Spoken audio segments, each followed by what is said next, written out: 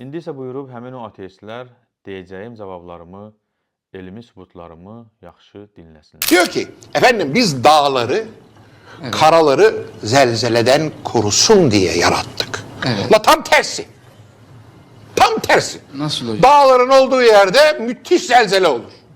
Canını okur karaları. Cəlal Şəngörün dağların olduğu yerdə müdhiş zəlzələ olur deməsinə isə cavab verib sizləri yormaq istəmirəm. Birincisi deyirik ki, səhv deyirsən. Quranda Allah Taala heç bir ayədə demir ki, biz dağları yaratdıq ki, zəlzələ olmasın. Elə bir ayə yoxdur. Bismillahirrahmanirrahim. Mən Biznes TV kanalında Cəlal Şəngörün Qurana atdığı iftiraya çox qısa olaraq cavab verdikdən sonra öz yaradanlarını tanımayan Allaha, İslama və müsəlmanlara düşmən kəsilən bəzi Azərbaycan ateistləri öz aləmlərində mənə qarşı savadsızcasına hücuma başladılar. İlk olaraq deyim ki, birinə irad bildirəndə söyüşsüz, təhqirsiz irad bildirməyi öyrənin. Sonra irad bildirin. İrad bildirəndə də savadsızcasına deyil, elmlə, dəlil və sübutla irad bildirin. Təəssüflər olsun ki, millətimizdən olan bəziləri elmlə, ədəblə müzakirə etmək əvəzinə düşməncəsinə təhqir edirlər. Heç haqlı olsan belə müzakirədə həddini aşmamalısan, qaldı ki, haqsız olasan. Azərbaycan ateistlərinin bəziləri mənim sözümə və xüsusən də Qurana əks çıxmaq üçün dağın kökləri yoxdur, dağlar yerin sabitliyinə səbəb ola bilməz, dağlar mantiya qatına gedib çatmır, dağlar icebergə oxşamır və s. kimi iradlar bildirdilər. Maraqlısı odur ki, bu irad bildirənlərin bəziləri özlərinin bu elmdə mütəxəssis olduqlarını da yazmışdılar. Bəziləri də səhv irad bildirdiklərini sübut etdikdən sonra yazılarını sildilər. İndi isə buyurub həmin o ateistlər deyəcəyim cavablarımı, elmi sübutlarımı yaxşı dinləsinlər. İlk olaraq deyim ki, 1450 il bundan öncə hələ dağlar haqda əsası tam qoyulmayan geologiya elminin bir sahəsi haqda Uca Allah Quran-ı Kərimdə belə buyurur. Ələm nəc'alil arda mihədə vəl-cibələ əvtədə. Məgər biz yeri döşək və dağları da payalar etmədiyimi? Uca Allah öləndən sonra yenidən dirilməyə inanmayanlara bir neçə yaratdıqlarını misal çəkir və həmin misalların əvvəlində dağları paya etməsini qeyd edir. Əlbəttə ki, Uca Allahın dağlara verdiyi bu vəsf müasir elmin kəşf etdiyinə görə çox dəqiq bir vəsfdir. Çünki paya yerə vurularkən az hissəsi torpağın üstündə, əksər hissəsi isə torpağın altında qalır. Həmçinin Uca Allah dağların balanslaşdırıcı tarazlıq yaradan, yırğalanmaqdan qoruyan olduğu haqda belə buyurur. وَأَلْقَى فِي الْأَرْضِ رَوَاسِيَ أَنْ تَمِيدَ بِكُمْ وَأَنْهَارًا وَسُبُلًا لَعَلَّكُمْ تَهْتَدُونَ.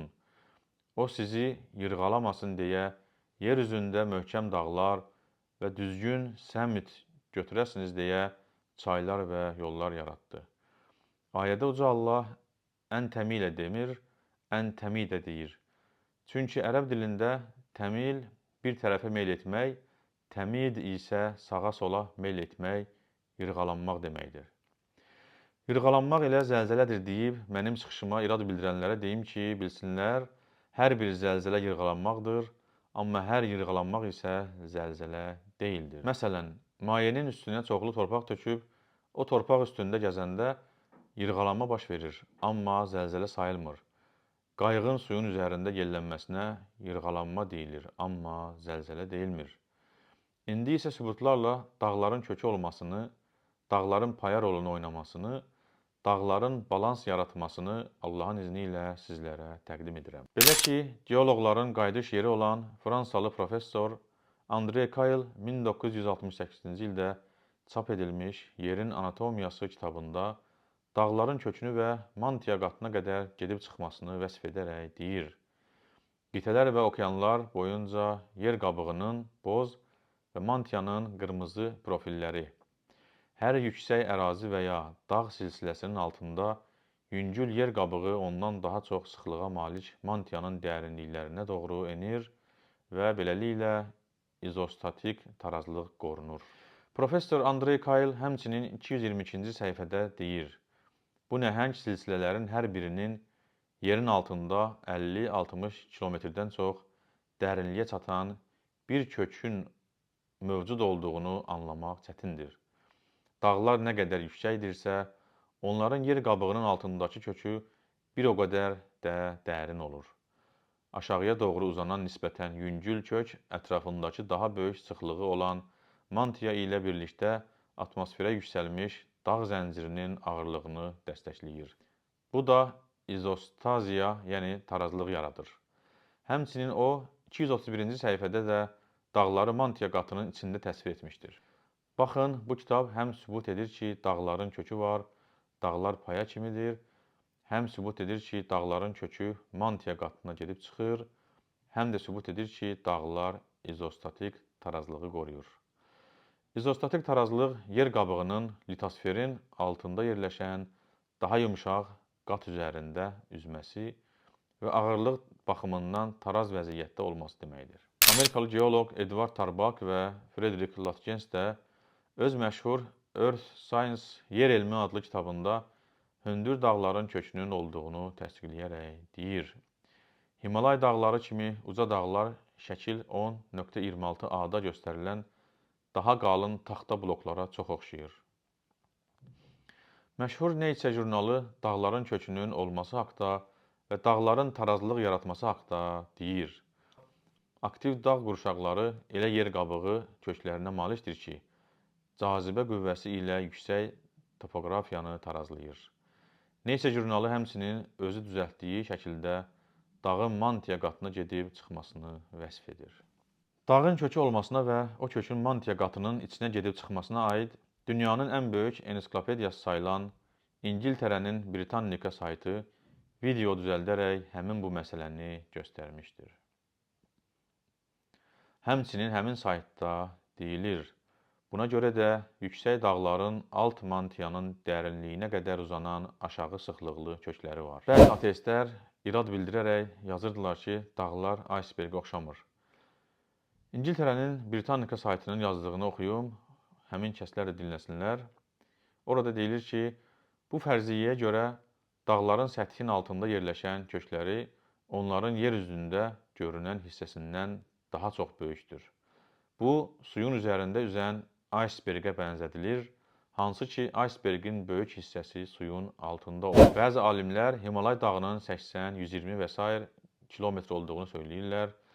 Məşhur Life Science saytı isə Himalay dağının kökünün hətta 250 kilometr olduğunu qeyd edir. Həmin saytda deyir, Himalay dağlarının köklərinin dərinliyi aşkar edildi. İki qədim qitənin böyük toqquşması Himalay dağlarını yer səthindən yuxarı qaldırdı. Bu bizə məlum hadisə idi, amma yeni araşdırma bu toqquşmanın yerin altında gizlənən izlərinin nə qədər dərinliyə uzandığını göstərir. Yeni araşdırmaya görə bu izlər yer səthinin ən az 155 mil, yəni 250 kilometr dərinliyinə qədər enir. Geologiya jurnalının may ayında dərc olunan bu araşdırması əvvəlki hesablamalardan 2 dəfə daha böyük dərinliyi göstərir. ABŞ-ın Science Direct elmi saytı And və Himalay dağlarının kökləri olduğunu təsdiqləyir və həmin kökləri də Wedge, yəni paya adlandırır. Maraqlı məlumat üçün deyim ki, bu məqalədə And dağlarının kökünün Himalay dağlarının kökündən 2 dəfə böyük olduğu deyil. Bəzi ateistlər mənə irad bildirib yazmışdılar ki, mantia qatı 2000 dərəcədir. Dağın kökü ora düşərsə əriyər, yəni dağın kökü yoxdur, absurddur ki, gedib mantia qatına çatsın. Bu adamlar anlamırlar ki, onsuz da yer qabığı mantia qatına təmas edir. O zaman biz hamımız o yer qabığı ilə birgə mantia qatına düşüb ərməliyik. Amma öyrətmək olmasın, bunu mənə irad bildirən o ateistə deyirəm ki, yaxşı oxusaydın, görərdin ki, yer qabığına yaxın olan mantiyanın istilik dərəcəsi təxminən 500 dərəcə ətrafında. Siz əksər ateistlər həmişə beləsiz. Özünüzü elmli, Quranı və müsəlmanları isə elmsiz göstərməyə çalışırsınız. Amma xəbəriniz yoxdur ki, savadsız, elmsiz olan və elmli kimi danışmağı sevənlər də elə məhz sizlərsiniz. Keçən dəfəki videonun altında istehza ilə şərhlər yazıb, məni və müsəlmanları savadsız, elmsiz, sübutsuz danışan kimi göstərməyə çalışanlara sözüm budur ki, əgər doğru dürüst adamlarsınızsa, buyurun indi də bu qədər elmi sübutlardan sonra bu videonun altında ən azından səhv etdiyinizi boynunuza alın. Müasir insanımız minlərlə alimi səfərbər edərək, milyardlar xərcləyərək, elm və texnologiyadan istifadə edərək, uzun-uzadı araşdırmalardan sonra dağların yer üzərində paya rolunu, balanslaşdırıcı rolunu oynamasını kəşf ediblər.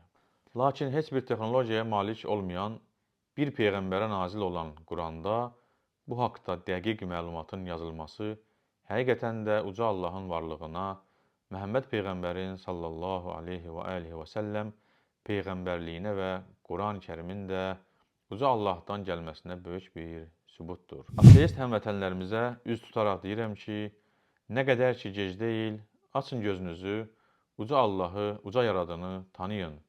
Qurana iman və əməl edin, yoxsa çox peşman olacaqsınız.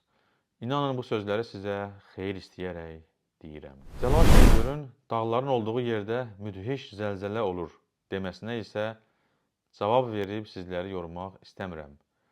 Çünki bəzi araşdırmalara görə dağlar həqiqətən də zəlzələlərin təsirini azaldır. Bəzi araşdırmalara görə dağlar zəlzələyə səbəbdir demək doğru deyil. Elə o zəlzələ özü əksər dağların yaranmasına səbəbdir. Sanki bir ağıllı çıxıb deyir ki, dülgərlər olan yerdə çoxlu sınıq qapılar olur. Başmaq tikən olan yerdə çoxlu cırıq ayaqqabılar olur. Deməli, sınıq qapılara səbəb dülgər, cırıq ayaqqabılara isə səbəb başmaq tikəndir. Yaxud digər ağıllı biri deyir ki, həkim olan yerdə çoxlu xəstələr olur. Heç həkim olmayan yerlərdə bu qədər xəstələr olmur. Deməli, xəstələrin çoxluğuna səbəb həkimlərdir. Hələlik bu qədər. Faydalanmaq üçün dinləyənlərə Uca Allahdan məğfirət, İslamda səhv axtarmaq üçün dinləyənlərə isə Uca Allahdan hidayət diləyirəm. Həqiqətən də O hər şeyə qadirdir.